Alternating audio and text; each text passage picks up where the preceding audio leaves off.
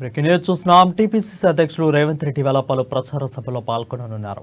కాసేపట్లో బెల్లంపల్లిలోని తిలక్ స్టేడియంలో జరగనున్న బహిరంగ సభలో పాల్గొననున్నారు.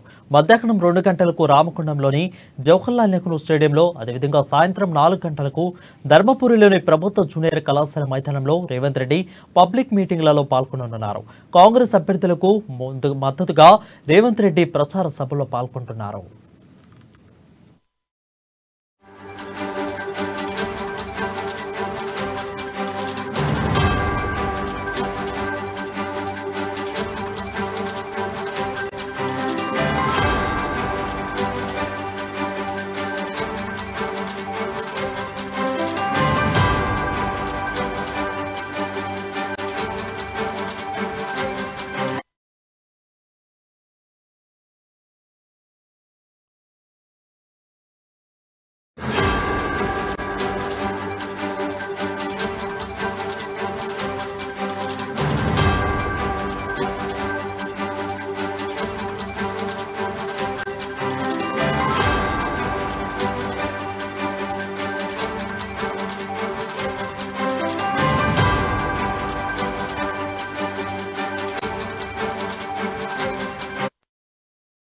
బ్రేకింగ్ న్యూస్ చూస్తున్నాం. టీపీసీసీ అధ్యక్షుడు రేవంత్ రెడ్డి ఇవాళ పలు ప్రచార సభల్లో పాల్గొననున్నారు. కాసేపట్లో బెల్లంపల్లిలోని తిలక్ స్టేడియంలో జరగనున్న బహిరంగ సభలో పాల్గొననున్నారు.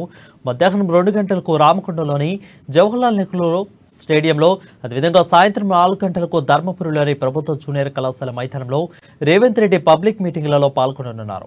కాంగ్రెస్ అభ్యర్థులకు మద్దతుగా రేవంత్ రెడ్డి ప్రచార సభల్లో పాల్గొంటారు. దీనిపై మరింత సమాచారం మా ప్రతినిధి రాజు లైవ్ ద్వారా అందిస్తారు. రాజు, చెప్పండి. అరుణ్, కాంగ్రెస్ పార్టీ ప్రచారంలో వేగాన్ని అయితే పెంచిందని చెప్పవచ్చు. ముఖ్యంగా ప్రతిరోజు 2 నుంచి 3 సభలు ఉండేలా కూడా కాంగ్రెస్ పార్టీ ఇప్పటికే ప్లాన్ అయితే సిద్ధం చేసుకుంది. ఈ నేపథ్యంలోనే పీసీసీ చీఫ్ రేవంత్ రెడ్డి పర్యటనలతో ఇప్పటికే నియోజకవర్గాల్లో సుడిగాలి పర్యటన కూడా చేస్తూ ఉన్నారు.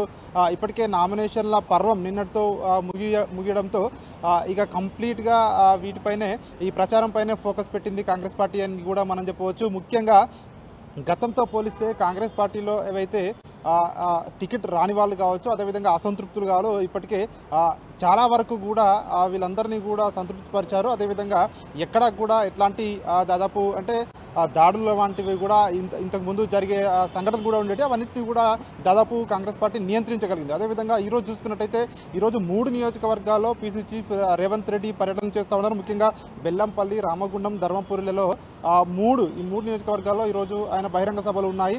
అదేవిధంగా మనం రాష్ట్ర వ్యాప్తంగా చూసినట్టయితే కాంగ్రెస్ పార్టీ కూడా ఇప్పటికే 5 రాష్ట్రాలలో ఎన్నికలు ఏవైతే జరుగుతూ ఉన్నాయో, 5 రాష్ట్రాల్లో ముఖ్యంగా తెలంగాణలో చివరి దశలో ఎన్నికలు జరగనుండడంతో, ముఖ్యంగా 4 రాష్ట్రాల ఎన్నికల యొక్క ప్రచారం ఈ నెల 15తో ముగియనుండడంతో 16వ తారీఖు నుండి కూడా కాంగ్రెస్ పార్టీ అగ్రనాయకత్వం మొత్తం కూడా ఆ రాష్ట్రంపై ఫోకస్ పెట్టే అవకాశం కూడా స్పష్టంగా కనిపిస్తూ ఉంది. ముఖ్యంగా రాష్ట్రానికి సంబంధించిన నేతలతో పాటు జాతీయ నాయకులు, కాంగ్రెస్ పార్టీ అగ్రనేతలు కూడా ఈ ప్రచారంలో పాల్గొన్నారు. ముఖ్యంగా కాంగ్రెస్ పార్టీ అగ్రనేతలు మల్లికార్జున ఖర్గే, అదేవిధంగా రాహుల్ గాంధీ, ప్రియాంక గాంధీ, అదేవిధంగా వీళ్ళందరూ కూడా ప్రచారంలో ముఖ్యంగా రోడ్ షోలు, కార్నర్ మీటింగ్లు చేయాలని చెప్పి కూడా ఇప్పటికీ నిర్ణయించుకోవడం జరిగింది. ప్రతి నియోజకవర్గాన్ని టచ్ చేసేలా కూడా ఈ ప్రచారం ఉండేలా కూడా ఇప్పటికే వీళ్ళైతే ఆల్రెడీ ప్రిపేర్ చేసుకుంటూ ఉన్నారని చెప్పి కూడా మనకు తెలుస్తూ ఉంది. అదేవిధంగా రాష్ట్ర వ్యవహారాల ఇన్ఛార్జ్ మాణిక్రావు ఠాకరే కూడా ఎప్పటికప్పుడు రాష్ట్రంలో ఉన్న పరిస్థితిని కూడా ఢిల్లీ పెద్దలకు చెప్తా ఉన్నారు. రాష్ట్రంలో ఉన్నటువంటి ప్రస్తుత పరిస్థితులు, అదేవిధంగా బీజేపీ పార్టీ, బీఆర్ఎస్ పార్టీల మధ్య ఏదైతే అంటే మొదటి నుంచి కూడా వీళ్ళు విమర్శిస్తూ ఉన్నారో, 2 పార్టీలు ఒకటే, వీళ్ళిద్దరి మధ్య రహస్య ఒప్పందం ఉందని చెప్పి కూడా అది కూడా ప్రజల్లోకి తీసుకెళ్లే విధంగా కూడా ఈ ప్రచారంలో ఏ విధంగా ఉండాలని చెప్పి కూడా ఇప్పటికే దిశానిర్దేశం కూడా చేయడం జరిగింది వీళ్ళందరికీ కూడా. అదేవిధంగా కాంగ్రెస్ పార్టీ సంబంధించిన 6 గ్యారంటీలు ఏవైతే ఉన్నాయో, 6 గ్యారంటీలతో పాటు 5 డిక్లరేషన్లు ఇదివరకే కూడా మనం చూసుకున్నట్టయితే డిక్లరేషన్లు కూడా కాంగ్రెస్ పార్టీ ప్రకటించడం జరిగింది. ఆ డిక్లరేషన్లు కూడా ప్రజల్లోకి తీసుకెళ్లే విధంగా కాంగ్రెస్ పార్టీ ఇప్పటికే సమాయత్తమైంది. ఇవన్నీ కూడా ఇప్పటికే వాళ్ళ నియోజకవర్గాల్లో ప్రచార సభలతో హోరెత్తిస్తూ ఉన్నారు. ముఖ్యంగా ఈ 10 ఏళ్లలో రాష్ట్రంలో బీఆర్ఎస్ పార్టీ ఏదైతే అవలంబించిన ప్రజా వ్యతిరేక విధానాలు, అదేవిధంగా కేంద్ర ప్రభుత్వం అవలంబించిన, బీజేపీ పార్టీ అవలంబించిన ప్రజా వ్యతిరేక విధానాలని ప్రజల్లోకి తీసుకెళ్లే విధంగా రేవంత్ రెడ్డి కానీ, అదేవిధంగా జిల్లాలో ఉన్నటువంటి నాయకులు కానీ వీళ్ళందరూ కూడా ఆ మాటల తూటాలతో ఈ రెండు పార్టీలను కూడా విమర్శిస్తూ ఉన్నారు. అదేవిధంగా మొత్తానికి చూసుకున్నట్టయితే ఇంకా అంటే రాష్ట్రంలో ఇప్పటికే 2 విడతల బస్సు యాత్ర కూడా ముగిసింది. ఇప్పుడు కాంగ్రెస్ పార్టీకి సంబంధించినటువంటి 6 గ్యారంటీలు, 5 డిక్లరేషన్లు. సో మనం చూసుకున్నట్టయితే ఇటీవల కూడా ప్రకటించడం జరిగింది. బీసీ డిక్లరేషన్, మైనారిటీ డిక్లరేషన్, ఇవన్నిటిని కూడా ఆయా వర్గాలకు కాంగ్రెస్ పార్టీ అయితేనే న్యాయం చేస్తుందని చెప్పే ప్రయత్నం అయితే చేస్తూ ఉన్నారు. ఖచ్చితంగా బీఆర్ఎస్ పార్టీ ఏదైతే ఉందో రాష్ట్రంలో ఉన్నటువంటి అన్ని వర్గాలకు కూడా అన్యాయం చేసింది, ముఖ్యంగా ఒక కుటుంబమే లాభపడింది అనే దాన్ని అయితే ప్రజల్లోకి చురుగ్గా తీసుకెళ్తా ఉన్నారు. రాష్ట్రంలో అంటే దాదాపు ఇంకా 10-15 రోజుల్లో ఎలక్షన్స్ కూడా జరగబోతున్నాయి కాబట్టి ముఖ్యంగా స్పీడప్ చేసింది కాంగ్రెస్ పార్టీ ఈ ప్రచారాన్ని అయితే మనం చెప్పవచ్చు. వరుణ్ రైట్ అయితే రాజు, ఎక్కువగా సభల్లో మనం ఎక్కువ మంది కాంగ్రెస్కి వస్తున్న ఆదరణ చూసి చాలా మంది పార్టీలో జాయిన్ అవుతున్న క్రమం మనం చూస్తున్నాం. సో ఈరోజు 3 సభలు ముఖ్య నేతలు ఎవరైనా పాల్గొనే అవకాశాలు ఏమైనా కనిపిస్తున్నాయి అక్కడ?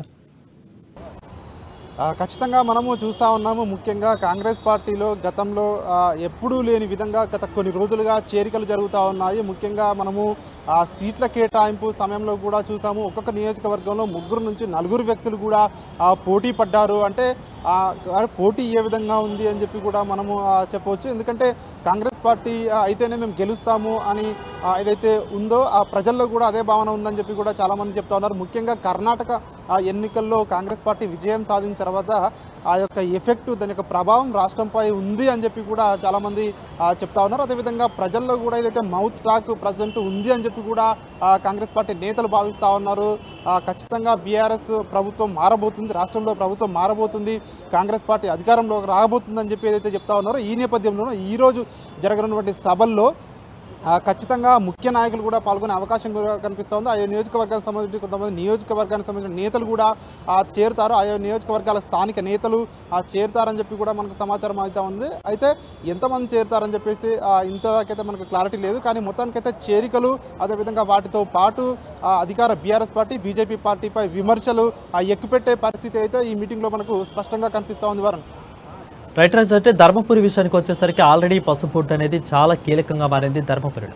ఇటు పసుపు బోర్డు కోసం అయితే వీళ్ళు బ్యానర్లు పెట్టి బీఆర్ఎస్ వాళ్ళు చేస్తారు, అటు పసుపు బోర్డు మేమే తెచ్చాము అని బీజేపీ వాళ్ళు చేస్తారు. ఈ రెండింటి నడుమ ఇప్పుడు కాంగ్రెస్ పార్టీ అక్కడ పెద్ద కార్నర్ మీటింగ్ జరగబోతుంది జూనియర్ కళాశాల మైదానంలో. సో దీనిపైన రేవంత్ రెడ్డి మాట్లాడే అవకాశాలు ఏమైనా కనిపిస్తున్నాయా? ఖచ్చితంగా దీనిపై కూడా మాట్లాడే అవకాశం కనిపిస్తూ ఉంది. బీజేపీ పార్టీ ఇది అడ్వాంటేజ్ అని చెప్పి కూడా పార్టీ చెప్పుకుంటా ఉంది. ఎందుకంటే పసుపు బోర్డు సాధించామని చెప్పి కూడా, కానీ కాంగ్రెస్ పార్టీ విమర్శిస్తూ ఉంది. ఇది ఆల్రెడీ విభజన చట్టంలోనే పెట్టడం జరిగింది. గత 10 సంవత్సరాల క్రితమే ఈ బోర్డు రావాల్సింది.